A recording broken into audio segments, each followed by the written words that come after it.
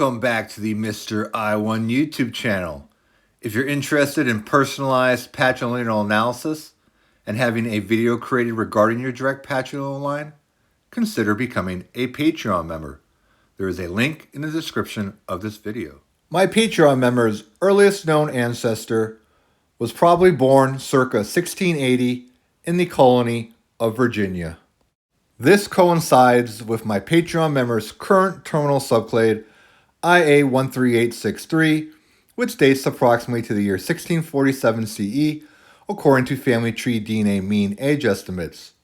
So I believe the last common ancestor of this branch was either my Patreon member's earliest known ancestor or his father, who most likely migrated from England to Virginia. This last common ancestor was very prolific in the New World, with 15 descendant lineages thus far in the database. Unfortunately, we do not know whereabouts in England his ancestor was from prior to Virginia. Unfortunately, my Patreon member's next upstream branch, I-A13863, dates all the way back to the start of the migration period. So there's a large time gap of over 1,200 years of missing information for his direct patrilineal line. My Patreon member's closest ancient DNA connection was most definitely an Anglo-Saxon. He was analyzed in the 2022 study, The Anglo-Saxon Migration and the Formation of the Early English Gene Pool. In the family tree DNA database, he is labeled Wolverton 16509. He lived sometime between 600 and 671 CE. He was discovered in Buckinghamshire, England.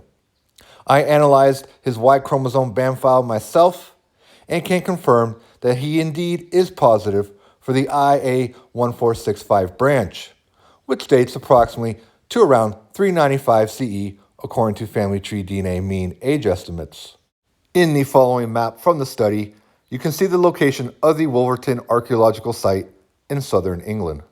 Wolverton was a mid-Saxon cemetery. This ancient sample was also analyzed in the preprint Steppe Ancestry in Western Eurasia and the spread of the Germanic languages. He was assigned to the South Scandinavian CEU cluster. Now, I'm not exactly sure what CEU stands for, but I'm guessing most likely it stands for Continental Europe. So at least from an autosomal DNA perspective, he is most closely related to the Saxons and Longobards and Danes, who share South Scandinavian Iron Age-related ancestry associated with northern Germany. This also correlates with where the Saxons and Longobards were situated during the Iron Age, according to Roman sources. Surprisingly, in addition to sharing the I-A1465 branch with this Anglo-Saxon ancient DNA sample, Mr. Wolverton 16509, my Patreon member also shares this branch with individuals that appear to have some correlation with Norse Viking migrations, with the branch IFTD 65018. So did my Patreon member's direct patrilineal ancestor enter England during the Viking Age with Norse Vikings? Or earlier during the migration period with the Anglo-Saxons? Unfortunately, at this point, there's not enough data to conclusively say which option for sure. But in the rest of the video, I'm going to tell you which option I'm personally leaning towards. I'm leaning towards an Anglo-Saxon entrance into England during the migration period for a few reasons. First, the other downstream branch of I-A1465, labeled IY11821, has age estimates and modern distributions that fit better, in my opinion, with the Anglo-Saxons during the migration period than the later Norse Vikings during the Viking Age. Second, when we look at cousin branches for my Patreon members' direct patrilineal line, we see modern testers claiming countries such as the Netherlands, England, and Germany, which definitely have a correlation with Anglo-Saxon migrations. So how do we explain this sibling branch, IFTD 65018, which appears to have a strong correlation with the Norse Vikings? To be honest, I don't have an easy explanation. That being said, though, during the Viking Age, there was gene flow northwards from continental Europe and eastwards from the British Isles into Scandinavia. So perhaps this is how an original Anglo-Saxon patrilineal might have become Norse during the Viking Age. That image comes from the study The Genetic History of Scandinavia, from the Roman Iron Age to the present.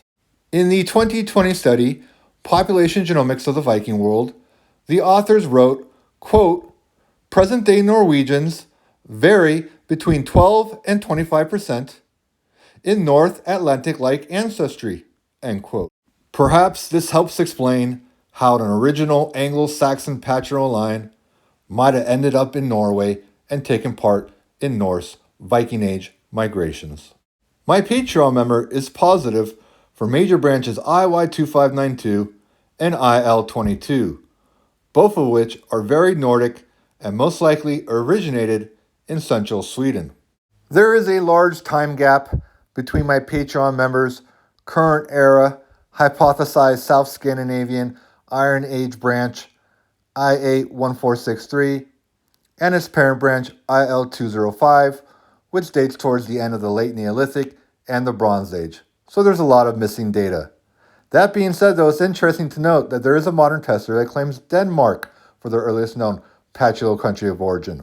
So even though his earlier forefathers came from central Sweden, they might have left quite early during the late Neolithic and Bronze Age for other areas, such as Denmark or northern Germany. To quote the preprint, quote, the Nordic Bronze Age is key in linking the three genetic clusters of the late Neolithic with the demographic structure of the Iron Age. Archaeologically, the Nordic Bronze Age is a period of strong cultural homogenization in southern Scandinavia, starting around 3600 before present, forming the so-called Nordic Cultural Zone, which lasted until the start of the Iron Age, 2450 before present. End quote. At Y111, my Patreon member has 32 matches that range with genetic distances between 3 and 10 with him. Unfortunately, though, I think all of them connect to him through his terminal subclade I-A13863.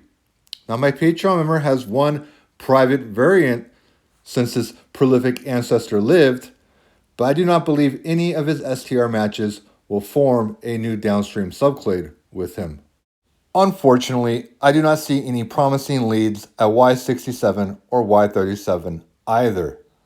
The matches he has either connect to him through this very prolific New World genealogical timeframe ancestor, or seem to be a result of convergence connecting back to his patrilineal line all the way back during the late Neolithic. Thanks for watching.